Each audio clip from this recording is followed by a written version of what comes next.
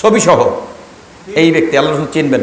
এই হাউজে কাউসারের পানি পান করতে আসিস, তুই না আমাকে এরকম ভাবে এই কথা বলেছিলি অমুক দিন। এইটা আল্লাহ রাসূলের কাছে একটা হিসাব থাকবে।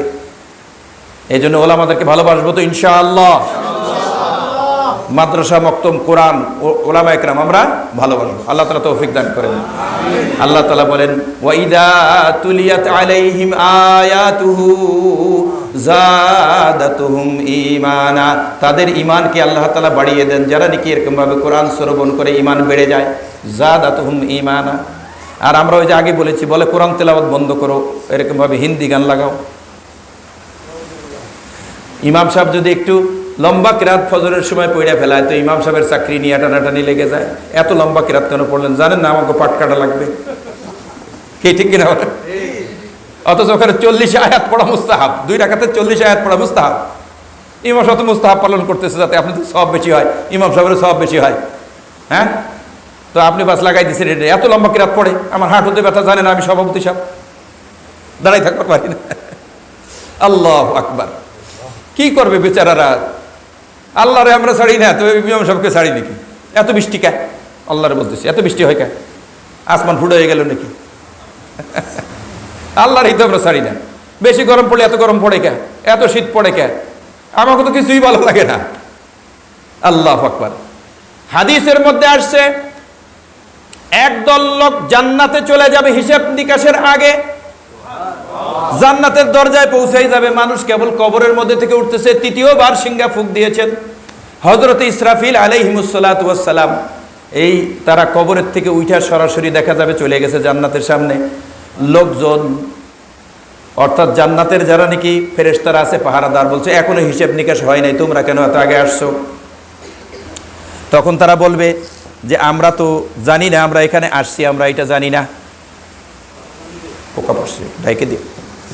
যে আমরা তো জানি না এখানে, আমরা তো জানি না যে এখানে এরকম ভাবে আমরা কেমনে আসলাম। বলে তোমরা মিজানের পাল্লার সামনে দাঁড়াইছিলেন হিসাবে? বলে না। বলে তোমরা কি পলসুরাত পার হইছো? বলে না। আল্লাহর সাথে সাক্ষাৎ হয়েছে, কিন্তু তা আবার কি জিনিস? আল্লাহ কিছু জিজ্ঞাসা করে নাই, কিছুই জানি না, কবর থেকে উঠলাম আর দেখি এখানে পৌঁছে গেছি। সুবহানাল্লাহ। কেমন লোক হবে তারা? তখন তাদেরকে বলা হবে, ভাই তোমরা যে এখানে আসলা, তোমাদের বিশেষ কি আমল আছে যার কারণে সরাসরি জান্নাতে এখানে আসলা? কোনো কিছুই জানো না, পলসুরাত জানো না, জাহান্নাম জানো না, জাহান্নামের উপর দিয়ে পলসুরাত টানানো, কোটি কোটি বছরের রাস্তা, তো সেখান দিয়ে তোমরা কেমনে আসলা? কোত্থেকে কিভাবে আসলা? ওইটা পাড়ি ছাড়া তো আসার কায়দা নাই, ওইটাকে পাড়ি দিতে হবে। আল্লাহ। এবার বলতেছেন তারা যে আমরা নামাজ পড়ছি, রোজা রাখছি, হজ করছি, যাকাত দিছি। বলে তাও তো ওখানে ময়দানে মাহশরে লক্ষ কোটি লোক আছে, তারা তা করছে, তারা তো ওখানেই রয়ে গেল, তারা তো ওখানেই রয়ে গেল, তো তোমরা কেমনে আগে আসলা? এই কথার উত্তরে তারা বলবে, আমাদের মধ্যে একটা গুণ ছিল সবার মধ্যে, এখানে আমরা যারা আসছি একা একা বলবে, এক একজন বলবে, বলে ভাই তুমি কেন আসছো? বলে দুনিয়াতে আল্লাহ তাআলা আমাদের জন্য যা বন্টন করেছিলেন সেইটার উপরে আমরা সন্তুষ্ট ছিলাম। বিরাট গুণ। বৃষ্টি দিছে সন্তুষ্ট ছিলাম, মাল দেয় নাই সন্তুষ্ট ছিলাম, গরম দিছে সন্তুষ্ট ছিলাম, কখনো এই কথা বলি নাই কেন আল্লাহ তাআলা এটা করলো। তকদিরে গরিবী ছিল, এটাও আমরা এরকমভাবে মেনে নিয়েছি। তকদিরে অনেক মাল ছিল, সেটাকেও মেনে নিয়েছি। সুখটাকেও মেনে নিয়েছি, দুঃখটাকেও মেনে নিয়েছি।